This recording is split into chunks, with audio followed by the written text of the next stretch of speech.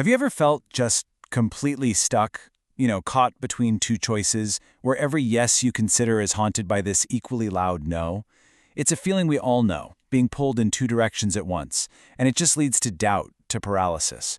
But what if I told you that conflict isn't actually a problem to be solved? What if it's a fundamental secret about reality itself? Right? Are you just haunted by the what-ifs, the other path you could have taken, feeling trapped between a simple yes or no, right or wrong? It's exhausting. It feels like you're always fighting the possibility of making the wrong move. But there's a completely different way to look at this. Okay, let's just dive right into the heart of it with this quote. I know, it sounds like a riddle, but this simple idea holds the key. It suggests that the tension we feel isn't some flaw in our thinking. Nope. It's a reflection of how the universe is actually built. And embracing this paradox, well, that's the first real step toward mastering choice. So let's unpack this reality paradox. We're going to look at a really ancient principle that gives us a map for understanding this dual nature of everything, a concept that's been a secret cornerstone of deep thinking for thousands of years. This right here is a foundational law from Hermetic wisdom, and it's called the principle of polarity. The Kybalion, this ancient text, lays it out. Everything has two sides, a pair of opposites. But here's the kicker, the part that changes everything. These opposites are actually the same thing, just at different ends of the same scale. Let's make this super simple. Think about heat and cold. We talk about them like they're two totally separate forces, right? But they're not. They are just different degrees of one thing, temperature. There isn't some magic line where heat suddenly stops and cold begins. It's all one continuous spectrum. That's the principle of polarity in action, plain and simple. And once you see it everywhere. Love and hate, courage and fear, light and darkness, they aren't these separate forces at war with each other. They're just two sides of the very same coin. And understanding this, well, it completely changes how you approach conflict and especially how you make a choice. So, how does this principle of polarity actually show up in the real world? Because it's not just some abstract philosophical idea. It's a blueprint, a pattern that you see again and again in different mystical and spiritual systems all through history. Just look at this pattern here. In Hermeticism, you've got the active projective masculine principle of will and the receptive passive feminine principle of imagination. In Kundalini Yoga, the body's energy is seen through Pingala, the hot solar channel, and Ida, the cool lunar one. And in Kabbalah, the tree of life is built around the pillar of mercy, this expansive giving force, and the pillar of severity, this contracting disciplined force. It's the same exact pattern, just with different names. The goal in all these systems is never to pick one side and get rid of the other. It's all about balance. As this quote from a Golden Dawn ritual makes crystal clear, leaning too far one way or the other just leads to problems. Too much mercy and you get weakness. Too much severity and you get cruelty. The real power, the path forward, lies right down the middle. Okay, so these systems don't just describe the universe, they actually give us a way to navigate it. If reality is built on these opposing poles, then mastering it isn't about choosing a side, it's about finding that powerful middle path. And luckily, these traditions don't just give us a map, they give us the tools to walk it.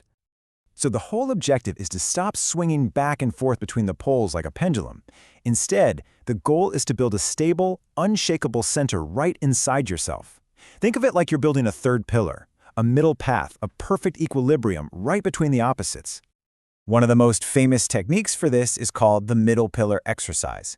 It's this incredibly powerful visualization. You start by imagining a sphere of brilliant white light, Kether, right above your head. Then you draw that light down your throat to a sphere called death. From there, you bring it down to your heart center, Tifereth, the place of balance. You keep drawing this pillar of light all the way down to your feet, grounding the energy. And finally, you circulate that light all around you. This isn't just a nice thought. It's a practice designed to energetically build that stable core, that point of balance between all the opposing forces inside of you. Okay, this is where it all clicks. We've talked about the philosophy, we've talked about the technique. Now let's connect it all back to the most practical thing we do every single day. Making choices. So when you start to operate from that balanced center, your whole perspective on choice just flips. You're no longer trying to prove that yes is the right answer and no is the wrong one. You get it. You see that they are both valid poles of the same reality. The no that you're afraid of isn't some enemy to be conquered, it's just a known part of the equation, already included in your awareness. You're not haunted by the opposite anymore because you've already accepted that it's true too. This is what it means to use this principle in your life. Choice stops being a fight against doubt and becomes a conscious act of creation. When you choose yes, you're not denying the no. You're just choosing which end of the pole you want to experience. You're pointing your awareness in a specific direction. From this stable center, you're not a victim of the pendulum swinging back and forth anymore. Your conscious, aware choice becomes the actual lever that directs your perception and shapes the world you experience. And this is how choice becomes this truly creative act. You're not paralyzed by the either-or trap because you see that both is and is not are real. Your choice simply fixes your perception at one pole.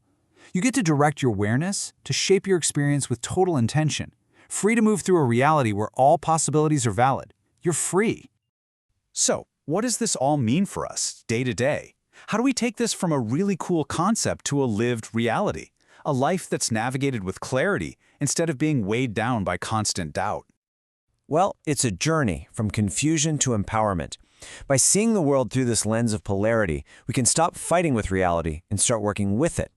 The very paradox that used to create all that doubt, it becomes the tool we use to create our experience on purpose. The ancient Hermetic writers had a name for this: mental transmutation. Think about it. Just like you can slide the scale from cold to hot, you can learn to shift your own mental states. You can transmute fear into courage, or doubt into certainty, not by destroying the opposite, but by consciously choosing to slide your awareness to the other end of the pole. You learn to master the poles inside yourself. So I'll leave you with this question.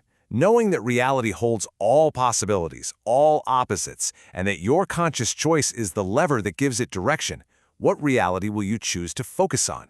What will you choose to experience next?